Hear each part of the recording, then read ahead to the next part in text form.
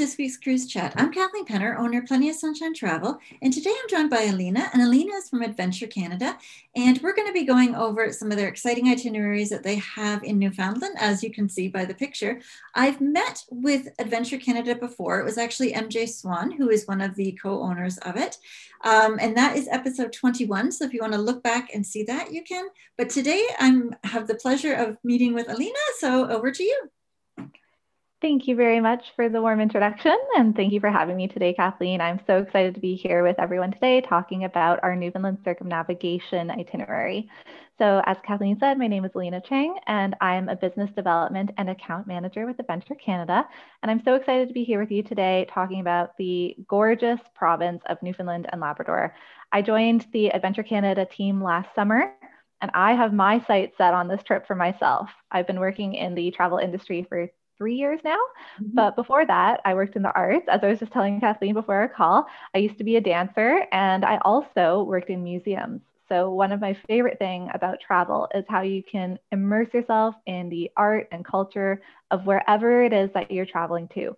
And in my opinion, it's one of the best ways to learn more about the history and the local people of the area. And I know that you will find that to be true in Newfoundland. Absolutely. That's one of the reasons I love to travel personally, is I love to dig deep into that culture and to see something that you just can't see if you stay at home. And it's so nice to just see something completely different. And I think we agree in that way. It's one of the reasons I travel. Yeah, absolutely. And trying new things is one of the greatest joys of the experience. So always say yes to anything that comes your way. Yeah, so there's so much to discover in the easternmost point of North America. I know everyone today will fall in love with it, and I'll be taking you through the ins and outs of small ship expedition travel as well, if you're less familiar with that style of travel. And we'll be exploring some of the most beautiful places in Canada. So let's get started. Yeah. Okay, so just who is Adventure Canada and what do we offer? So I'll talk a little bit about the history of the company and everything that they stand for, because when I joined, that was one of the things that really sold me on these trips, is just the passion and integrity behind the company. So to answer the question of who is Adventure Canada, we need to look back at the history and how it all started. So as I said, I personally joined the Adventure Canada family last summer, but the company has been around for much longer than that. Over 33 years ago, in 1987, brothers Matthew and Bill Swan, with their close friend David Fries, they pulled out a map and they said, let's go to the most inaccessible regions of Canada.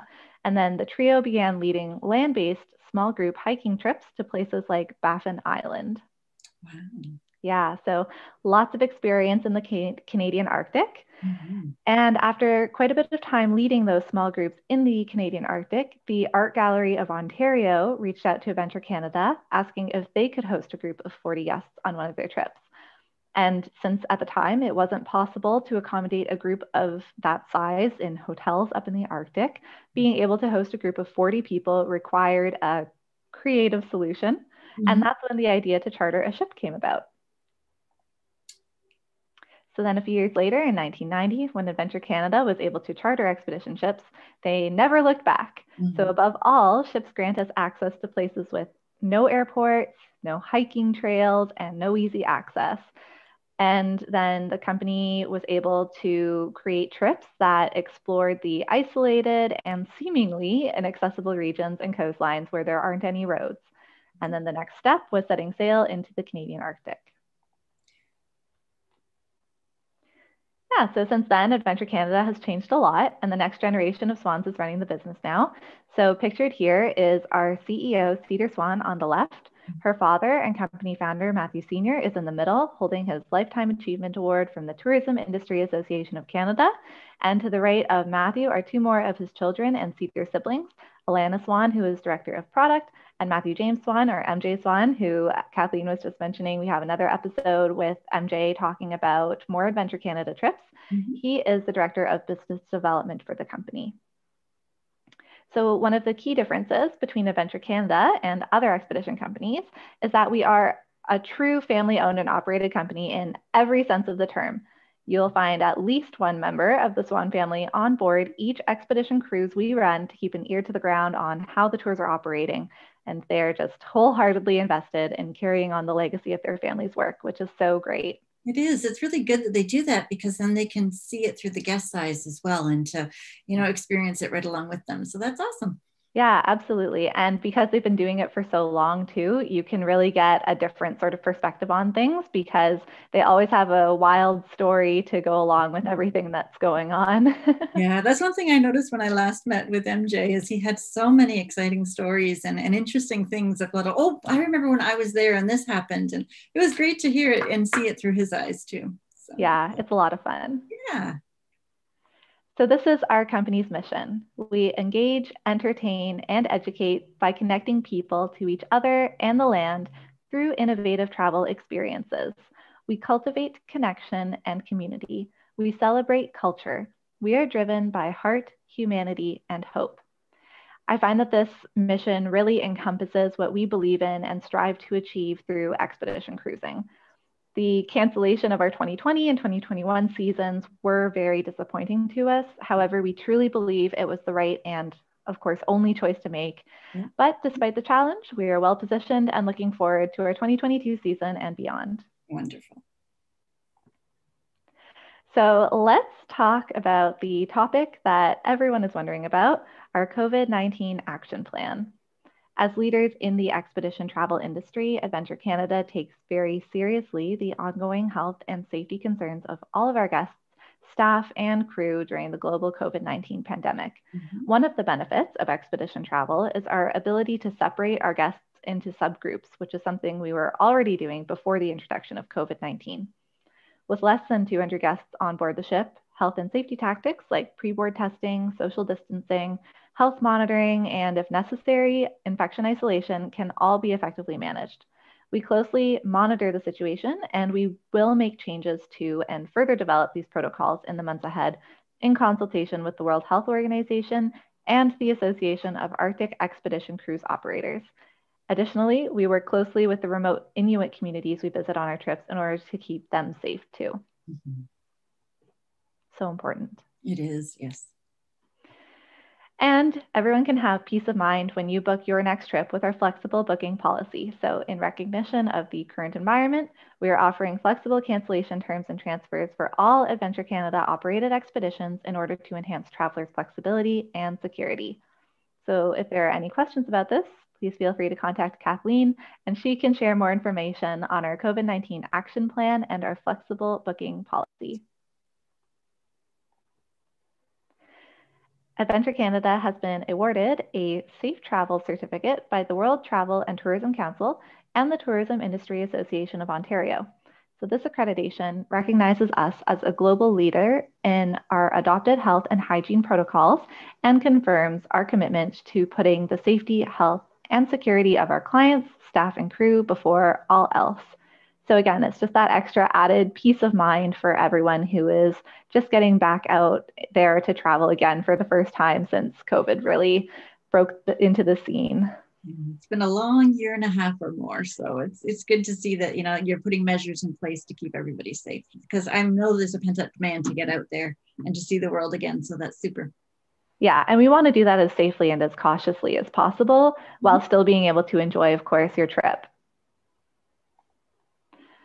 Okay, so let's take a moment to talk about why we travel. We embark on these journeys because we understand the transformative power of nature. We travel with guests who are deeply curious about the world we live in, and we take them to some of the most extraordinary locations on the planet. So we say that people travel for many reasons, but we share these beliefs with people who decide to travel with us. We aim to connect with people and nature. We believe in the importance of cultural exchange. We support being transformed and coming back changed from your travels. We understand that there is nothing that can replace the experience of a place. And we aspire to feed our curiosity of the world and try to grasp things we do not yet understand.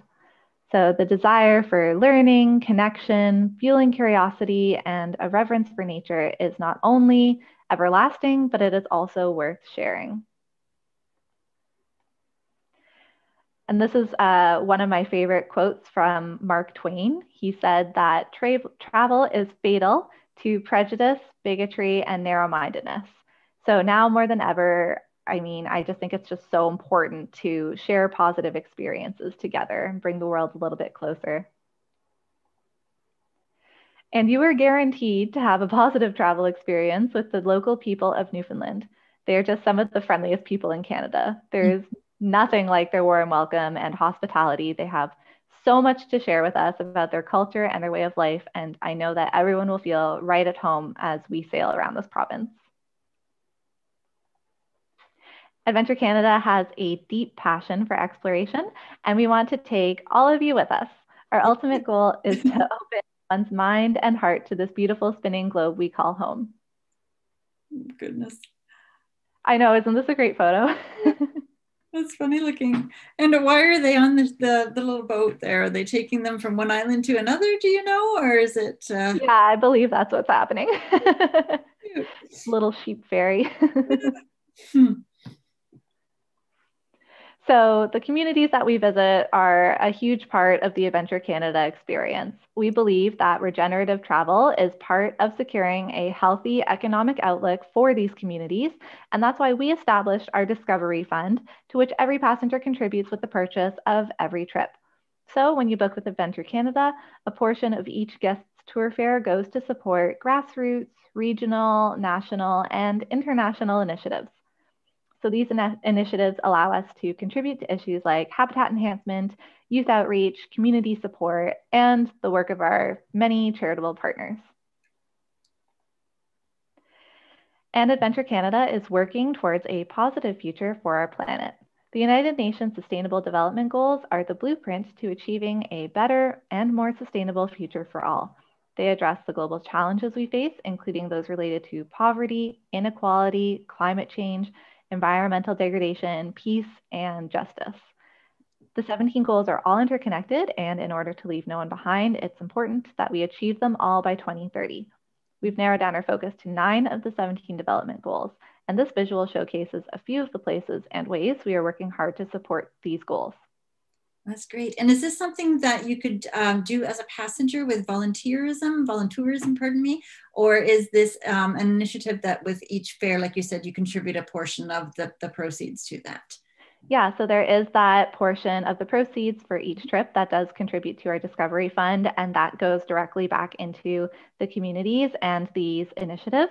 Mm-hmm. And then Adventure Canada, even though we don't have a volunteerism program, we do support a Young Explorers program. And this program provides scientific research opportunities on board the vessel for graduate students and other students who are under the age of 30 who have, a thesis, or if they're doing a master's that they're working towards, that they can come on the trip and they can do their research with us. And this program does allow Adventure Canada to contribute to the United Nations 17 Sustainable Development Goals. And that is because they implement their research and findings with the program, which is really, really great. You know, it's more hands-on and you can really see these things happening in motion, which is fantastic. Mm-hmm. So unfortunately, we haven't been able to run this program for the past 2 years, of course, because we had to cancel our operating seasons in 2020 and 2021, but we do look forward to bringing it back in the near future. Super. Yeah. All right, so we're undertaking a number of initiatives to leave the places we touch and the world in a better place. We're reimagining business practices that aren't business as usual. Instead, we're looking at innovative ways to run our operations, support our partners, appreciate the natural world, and value people. We believe we make a difference, and our guests make a difference when choosing to travel with us. Okay, so now let's talk about how we take people to these incredible destinations and experiences. Our home for these expeditions is the 198-passenger Ocean Endeavour. Renovated in the spring of 2018, she is extremely comfortable. She's got good style. For those of you wondering or worried about seasickness, be rest assured that the Ocean Endeavour is a sturdy ship, and it is fully equipped with state-of-the-art stabilizers in order to steady her in rough waters. And I was just talking to MJ about this the other day, actually. And even in a normal sailing season, we only really bring out those stabilizers maybe 4 times a year. Mm-hmm. It's not usually required. I think a lot of where you travel is in the small inlets inlets, pardon me, where it's really sheltered. So that's perfect for people who might feel a little bit of seasickness, that you're just not going to be as much in the open waters. So that's perfect. Yeah, exactly. So for example, if you're traveling to Antarctica and you're crossing the Drake Passage, that's a different story. That's probably going to be a bit rougher. But if we're in the Arctic and, it's relatively calm up there, then it's not often that we do have to bring out the stabilizers. It's normally pretty enjoyable. That's great. The vessel is 137 meters long and it is 35 meters tall. And the Ocean Endeavour is, again, very, very stable. It is an ice class ship with a class 1B ice hull, which means that extra thick steel around the hull means it is bottom heavy, so it sits a little bit lower in the water, and it handles times of rougher weather with ease. So like I said, it does have the stabilizers as well if needed, but it's already designed with that in mind. That's great. And the ship really does feel like a home away from home while we're out on the water. We spend our time on board enjoying her many comforts. There's always plenty of things to do on board. You're never going to be bored.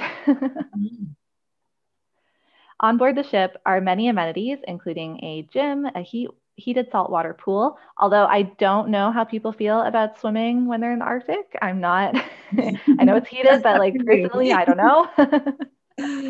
But we do polar dip, which is always a little bit fun. So you can see a photo here of people doing our polar dip. Depends on how adventurous you are. It's definitely optional. And we also have a hot tub for those who are more, looking to stay a little bit warmer instead of the polar dip, or perhaps you do your polar dip and then get in the hot tub. Yeah, smart. And you have 2 saunas and stretching classes, as well as a full spa offering massages and more. Nice. Yeah. So then we also have 3 lounges, 3 bars, a library, and a dining room. The kitchen is able to accommodate any dietary needs, restrictions, and allergies as long as we know beforehand. And we always source local provisions along the way so our travelers can enjoy local traditional dishes as we sail. And we have 10 different categories of cabins available, ranging from shared dormitory style, interior, porthole, picture window, and suites, which include options with matrimonial beds. And all categories have ensuite washrooms, so no need to worry about that. And I encourage you to connect with Kathleen, and she will be able to help select the best fit for you when you're looking to book your trip. Absolutely. The ship has extensive lounge spaces out on deck, so everyone can get out and enjoy the outdoors and the passing views. And you can even get some shots of the incredible ice, wildlife, and landscapes that we're going to be passing as we sail. This is an example of what your lunchtime view might look like. Nice. So beautiful. Yeah. I love sitting outside on cruise ships and to eat and just take in the scenery and look at the great outdoors while I'm eating my lunch. So that's great. Yeah, absolutely. It's one of the best parts, in my opinion, just being able to be in the place. Yeah, so let's talk about what happens off the ship. So I mentioned earlier that over the years, we have discovered that our preferred method of travel is expedition cruising. And expedition cruising is not like your typical large cruise ship. We deliver a program that provides our guests with authentic and immersive experiences in the destinations we're visiting. So the main focus of each of our expeditions is the destination and not the vessel. So I did just spend a lot of time talking about the ship, but realistically, you're going to want to be off the ship as much as possible, getting out there and experiencing all the great things. So the biggest difference between a cruise and an expedition cruise is that a cruise is all about the ship, whereas an expedition cruise is all about getting you off the ship. Right. So expedition travel can be characterized by its dynamic and fluid nature. While we have an intended itinerary for all expeditions, we can only do as Mother Nature allows. So I always say it's best approached with an open mind and a willingness for change, because it is possible that our plans will change for a number of different reasons. And this can include something like an opportunity for a unique wildlife sighting. So for example, if we're in the Arctic, and we have this really great opportunity to watch a polar bear hunting for its lunch or dinner, then we're going to go watch the polar bear. Mm-hmm. And that's part of the spirit of expedition cruising. You go where the wind takes you. Right. Very flexible. Absolutely. Mm-hmm. So then what does a day in the life on board an expedition cruise look like? Well, we have 3 different types of excursions on all of our tours. So the first type of excursion is Zodiac Cruising. So mm-hmm. Zodiacs are extremely safe and maneuverable with shallow drafts. And this allows us to navigate within those shallow inlets and those fjords and bays and coves so that we can get up close to ice, geology, and wildlife while maintaining respectful distances. So we never want to get too close to anything, but because the Zodiacs have the open top and you're sort of in the elements and you're in the exposed scenes in nature, mm-hmm. you're going to really feel this great immersion, but we're still going to keep it safe and we're not going to get too close to anything. So yeah, with new COVID protocols, I know Kathleen, you had a question about how many people can get into Zodiacs at a time. So as I mentioned earlier, we do have the opportunity to divide people into subgroups, and this creates sort of a traveling bubble, if you will, for our travelers when they are out on the ship. And then we'll use those same groups for Zodiacs and other hiking excursions or community visits as well. Mm-hmm. And then, of course, we are still monitoring and taking advice from the World Health Organization and the CDC. So all of this is still, moving parts, and we're adjusting and changing our protocols as we need to the closer we get to our 2022 season. Mm-hmm. So Zodiacs are very safe and they're very sturdy. And we always have a team who will be assisting you to ensure that you're safe and comfortable getting in and out of the boats.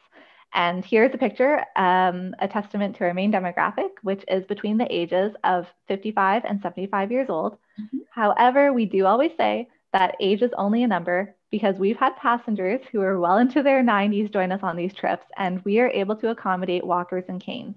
So all that we ask is that you're fit enough to climb a set of stairs and then be able to step into the Zodiac with assistance. Okay. Yeah.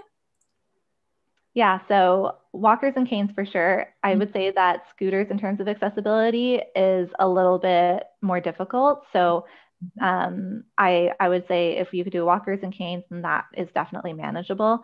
But then once we get onto land, I know that some people do get curious about how we can manage that.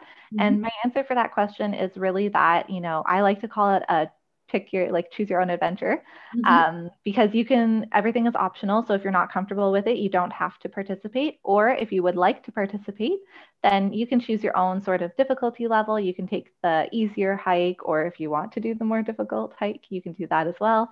And so there's a lot of different options for everyone so that all of our mobility people have options that are best suited for them. Perfect. Yeah. Yeah, sometimes with limited mobility, a lot of my clients say, well, I just can't travel. And honestly, the world is so accommodating to you, and all of these cruise ships and different companies can make things work. So do get out there and do explore. There's nothing to hold you back. Limited mobility is just that. It's just limited, and you can work around those. And there's activities for you. So I encourage everybody with limited mobility to still travel. Absolutely, yeah. And if you are questioning whether it is something that you are able to do or not, then just feel free to ask us, and we'll definitely see if there's something we can do to make everything easier. Perfect. Okay, so the next type of excursion is community visits, and we'll conduct tours of towns and villages where local guides will show us around. Mm-hmm. It's extremely important for Adventure Canada to always use local guides in the places we travel to. So during community visits, passengers are welcomed to cultural presentations and informative lectures, and we may even be invited to take part in traditional games, dancing, and maybe some food tastings. Wonderful.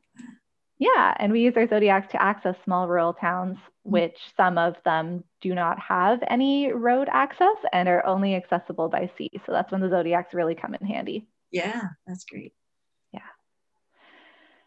And while the scenery of Newfoundland is truly spectacular, we do find our guests connect not only to the beauty of nature, but also to the beauty of the people who call these places home. So our expeditions offer the opportunity to learn and experience the culture, art, history, songs, and stories from host communities. And during these visits, we have the opportunity to learn about local traditions, art, food, clothing, ways of life. And these are all moments of special cultural exchange. That's really neat. Yeah, and this is especially important to us too, because for more than 30 years, Adventure Canada has formed these working relationships, friendships, and even family connections across Canada. So many of our staff members come from the regions we visit, and that's what makes your trip a truly immersive experience. And the third type of excursion we offer is expedition landing. So for days that offer hiking opportunities, we will execute various difficulty-based excursions determined by length, elevation, and terrain. So like I said, you can choose your difficulty in terms of the hiking. So options for everyone, including you can go on the hikes, or we have themed walks if that's more your style. So we can have photography or botany walks, and we have stationed interpretation sites for topics like archaeology, history, and geology. So lots to choose from. Yeah, actually, that just reminded me something that MJ had said in regards to photography, how you've partnered up with Nikon. And that's really neat that you have those lenses and those cameras, and they can teach you how to use it properly on some of the itineraries. So that's great that you can do that, because sometimes a picture is something you really want to look back and remember. And to hike to the top of that and get that grand picture would be really good.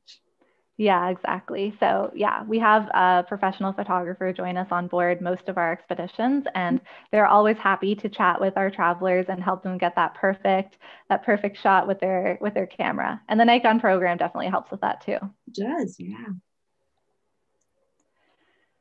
Yeah, so we want to accommodate different interests on every type of excursion to ensure that everyone is enjoying themselves and having a good time. And each day promises a new adventure and new places to explore.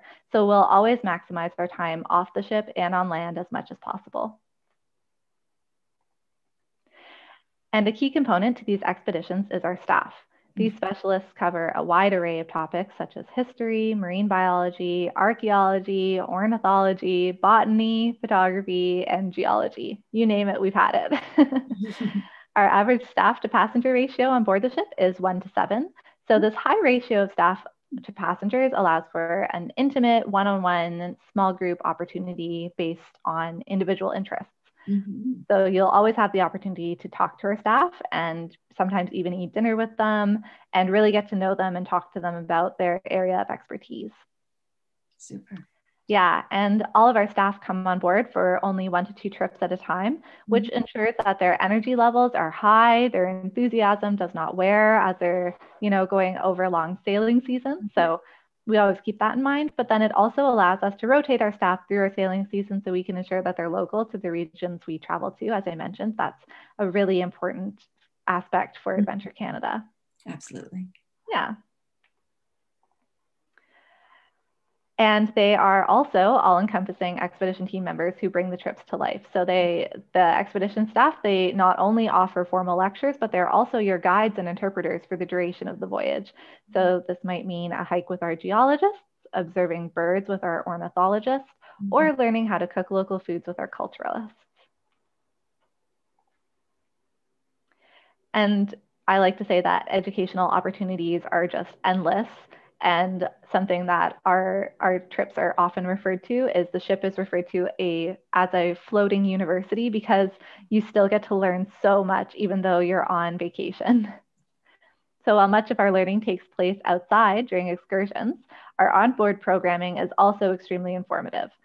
So sometimes, depending on the trip, not so much in our Newfoundland Circumnavigation trip, but in some of our other Atlantic Canada trips or in our Arctic trips, we might have a day or two at sea going from one location to another. And it's never boring. Like I said, there's always so much to do. There's always so many people to talk to and things to learn and games to play. So it's great.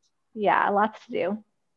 And we like to ensure diversity in our programming as well. So we also offer several lectures each day in varied topics Again, ranging from photography to marine biology to history, lots of things to learn about. Mm-hmm. And this intimate, close-knit style of learning and traveling is a big part of Adventure Canada's mission. So it's important to us that passengers can enjoy learning together.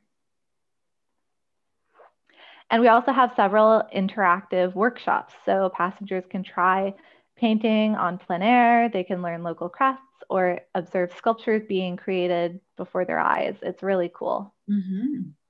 Neat. Yeah. So Newfoundlanders are celebrated storytellers and they are inherently musical. And so while the hard sciences are very well represented on our trips, so are the arts. Mm-hmm. So this is something that I personally just really love about Adventure Canada. As I mentioned, the arts have a real special place in my heart. So it's really great to be able to travel with local artists and musicians, especially. The musicians will get you dancing, whether it's on the ship or on the land at an infamous Newfoundland community kitchen party. And, you know, like I said, it's one thing to travel to a place to learn about it, but it's another thing to travel with someone who calls that place home. Mm-hmm. So they really are the guides of their hometowns and the places that they know best. A lot of incredible talent comes out of Newfoundland, and Adventure Canada loves to bring them on board. So here are some local artists who have joined us from Newfoundland over the past few years, including Alan Doyle of Great Big Sea. Okay, so now let's take an in-depth look at where exactly in Newfoundland and Labrador Adventure Canada will be traveling to next year. So Destination Canada has named our Newfoundland Circumnavigation a Canadian signature experience. The itinerary highlights speak to the caliber and quality of Canada's youngest province, and Adventure Canada has been traveling by ship around Newfoundland for over 25 years. Great. We have 2 departures. The first one is June to 12th, and the second is July 4th to 15th. And of course, you can revel in Newfoundland's famous culture and hospitality as we sail around the island. So 2 opportunities here for spring and early summer. Something that I know a lot of people are wondering about is if there will still be icebergs in July. I can confirm there will still be icebergs in July. The journey in Newfoundland in the early spring when the weather is cool and there are icebergs floating along the Atlantic, it's really an interesting place to be. It's a beautiful time to visit Newfoundland. So it's the same itinerary, 2 departure dates. Great. So as I said, icebergs are a big draw to travelers who want to visit Newfoundland. These monstrosities, they break off from glaciers in Western Greenland and the Canadian Arctic. They float all the way down the east coast of Canada along what is known as Iceberg Alley. And that is a stretch of the Atlantic Ocean from Labrador down to the south coast of Newfoundland. They're a spectacle to the eyes, and you can see them up close when we take out our fleet of Zodiacs. So they're always a fascinating natural wonder, and they're only present on the East Coast in the spring and early summer. So we love to enjoy icebergs from a safe distance in the Zodiacs. As I mentioned, you don't want to get too close to anything. And then you get to capture them with the camera at all angles because we will get to go around them. Nice. Another wonderful reason to visit Newfoundland in the spring is to see all the spectacular wildlife around the province at this time of year.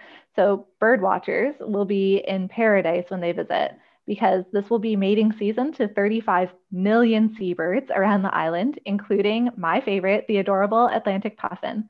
They're so cute. And this is one of the best times to visit the easternmost point of North America, especially because of whale watching.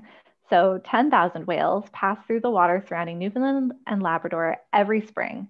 And there's plenty of species you can spot during this time. So the most common are humpback and minke whales. However, there is a chance that you can see orca, fin, sperm, pothead, and blue whales here as well. And also various species of dolphins. Great. Yeah, the waters of Newfoundland are nature's playground in the spring and early summer because the rich biodiversity found in Newfoundland is unique from anywhere else in the world. Wow. As the ocean is such a prominent feature of the province, fishing is a distinct way of life for the people of Newfoundland and Labrador. So in 2019, on board the Newfoundland expedition, we unveiled the Taste of Place program, which is a culinary program that closely examines the rich gastronomy local to the destinations we visit. So a major theme is to meet and learn from the producers of the food that we eat. So the fishers and the farmers. So we'll get to meet them, we get to learn from them, we get to understand their craft and their connection to the land and sea. That's great. Yeah. So the connection between culture and food in Newfoundland is evident all over the island. During the duration of our time in and around the province, some of the food we'll be indulging in includes mustard pickle, cod tongues, and Labrador Arctic char chowder. So good. So yeah, we look forward to continuing our Taste of Place program in 2022 on board both of these departures. And are those scallops in the pot? Is that what I was saying? Oh, sorry, I'm sorry. Yes, sorry, those are scallops. Those, my husband loves scallops, so it's nice to have them super fresh too. That's good. Yeah, me too. Okay, so let's take a closer look at these destinations we're going to be visiting. So the trip starts and ends in St. John's, Newfoundland, which is actually North America's oldest city. So we'll set sail from here and you get to take in the city's vibrant coastline, which is so beautiful. I love all of the bright colors along the coast here. A highlight for this trip includes sailing out of the world famous St. John's Narrows. It's an incredible experience, and on this expedition, we get to do it twice. So it's a perfect opportunity for the shutterbugs. If you like to take photos here, it's going to be fantastic because you have the charming houses of the Battery. You get to watch for whales and seabirds. There's a lot going on here. Then we have Signal Hill, and that will keep watch as we exit through the Narrows and begin our circumnavigation of Newfoundland. So the first 3 days of our journey are filled with charming seaside towns along the northeast coast of Newfoundland, where we get to enjoy a warm welcome from the locals and get to revel in the picturesque setting of these classic island communities. It's very like those very pretty Kodak moments, really. Then we'll have several options for activities, including your choice of our 3 excursion categories. And those are Zodiac rides, community visits, and expedition landings. And like I said, there's lots of opportunities for photography because there's just so much endless charm to be found in these villages. Every moment is really just so pretty and special. Then on the 5th day of our trip, we get to visit Lonceau Meadows, which is a UNESCO World Heritage Site. And this is the location first established by a close reading of the Viking sagas. Yeah, so it is the only authenticated Norse settlement in North America. And archaeological remains were discovered here in 1960, dating all the way back to 1000 CE. So a lot of history here. Goodness. Yeah, really special. And then we have Red Bay, Labrador, which is another highlight on this trip. With a population of less than 200 people, it was home to a 16th century Basque whaling station, and it is now another UNESCO World Heritage Site. So beginning in the 1500s, Basque whalers operated out of the Red Bay Harbor, making it at one time the largest whaling station in the world. That's fascinating. Yeah. So Parks Canada interpreters return us to a time when right and bowhead whales were captured and hauled to shore.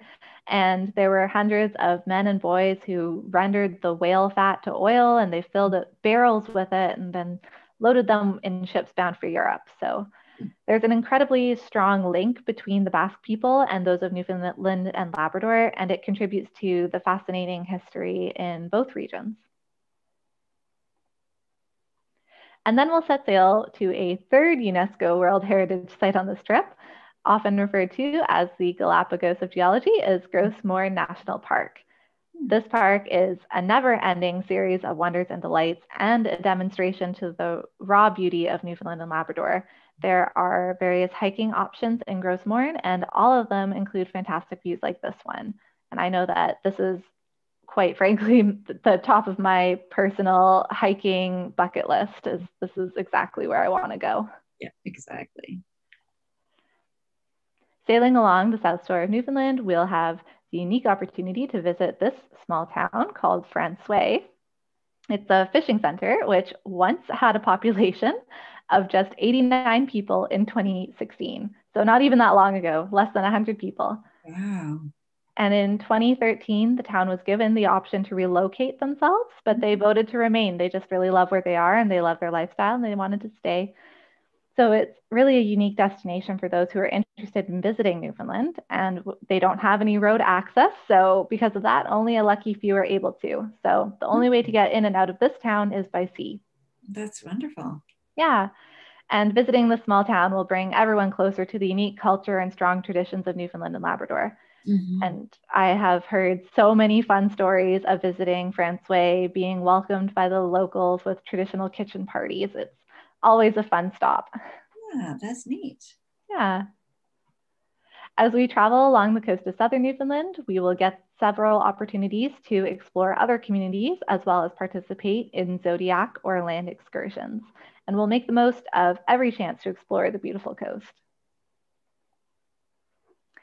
Okay, next stop is Miawpukek or Conn River, and it is located on the south coast of Newfoundland and Labrador. So by land, it is a 224 kilometers distance from the nearest service center. So pretty far from all of the other areas of community. And in 1991, the community was one of the poorest in Atlantic Canada with almost a 90% unemployment rate. However, today it is a strong and vibrant community with nearly 100% full-time and part-time employment. Oh, great. And much of this successful transition is thanks to Chief or Sagama Misaljo. Sagama Misaljo is committed to preserving the language, culture, and traditions of his people. And his very public role resulted in a profound impact on the community's well-being and uprising.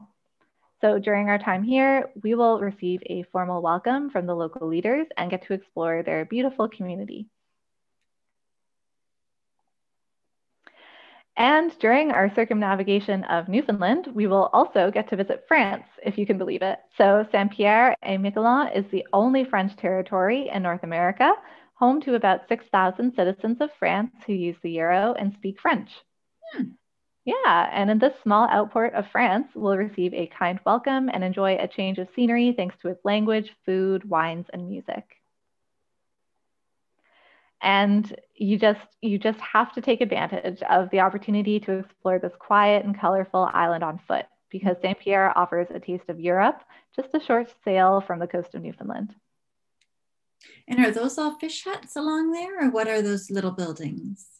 Yeah, that's exactly right. So they paint them all different colors to brighten up the shore. I just think they're so pretty. Yeah, I like that. Yeah, and on the final day of this trip, we will return to the same place where we started, St. John's, where we sail back past Signal Hill and back through the Narrows. And then sadly, this is where the trip ends. But once our ship pulls into St. John's, travelers have the choice of a transport to the hotel or airport before taking a commercial flight out of the city. However, we do suggest spending an extra few days on your own to explore St. John's because it is truly a wonderful place. Yeah, I always recommend a pre or post stay on cruises just so you can immerse yourself a little bit more. And if you do a pre-cruise stay, then you're used to the area and the time zone if you're changing time zones. And if you do a post stay, then you're very relaxed after your cruise and you can just, relax even more and take in the local culture. So that's wonderful that you offer those as well. Yeah. Well, this is the end of our trip. After you travel with us once, you become a part of the Adventure Canada family. So we hope to travel with everyone many, many times again. We love to see repeat travelers come on board, and also we love referrals. So if people like to bring their friends with them next time, then we just love increasing the Adventure Canada family even further. Absolutely. So then if you want to add more to the itinerary, you can do so by participating in some optional enhancements. So we have mountain bike rentals on all departures of the Ocean Endeavour, which is a great way to experience different perspectives in new destinations and enjoy some fresh air off the ship. And these are rented daily and there's no sign up prior to departure. So you can decide to do that on the day of if you'd like. Oh, great.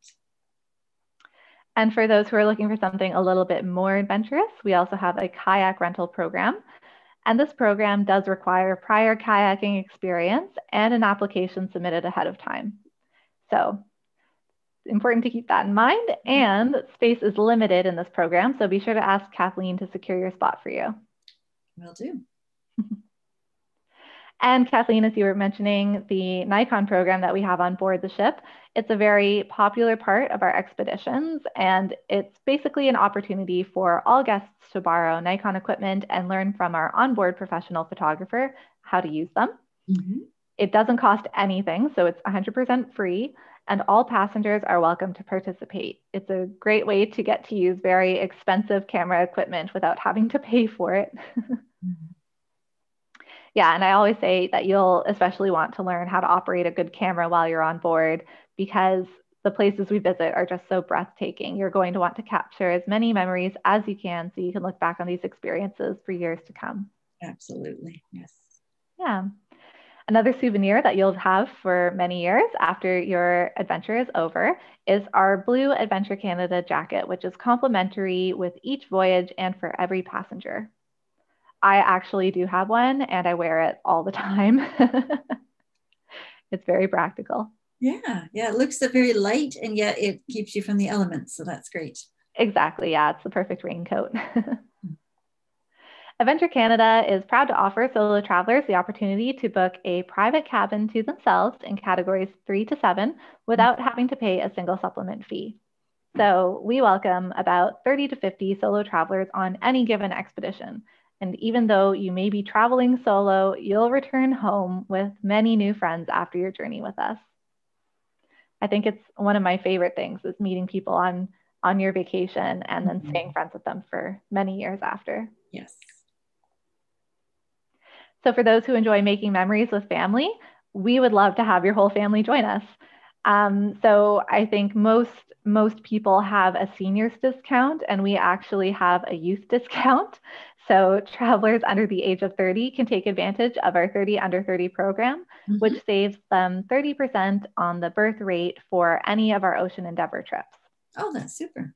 Yeah, so everyone can bring the whole family. You can bring grandkids, you can bring your children, and what better way to spend your summer vacation? Oh yeah, and not only summer vacation, but I think with all of the classes that you have on board, it's great for parents who need to homeschool due to the pandemic, that schools are closed, so they're trying to do things at home. Well, there's no better place to learn than hands-on and experiencing the areas. So I think that is a great way to go with young children. Great place to go, pardon me. Yeah, I would have been so happy if my parents took me on this trip. Absolutely. And then we have a League of Adventurers loyalty rewards program. So passengers become a part of this as soon as they travel with us.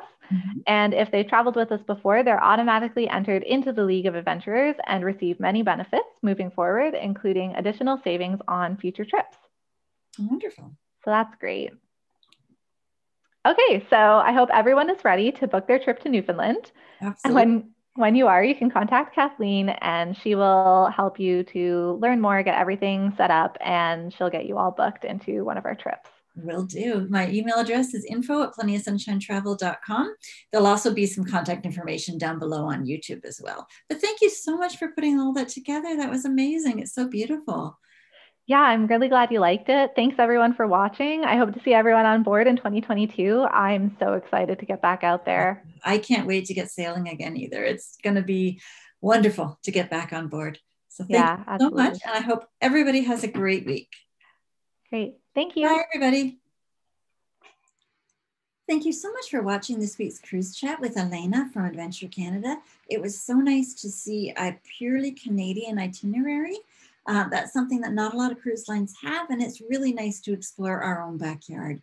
And I thought it was really, really interesting how you could just go into areas that they don't even have road access. So it's someplace that is only accessible by sea, and I think it's super fascinating to be able to see that.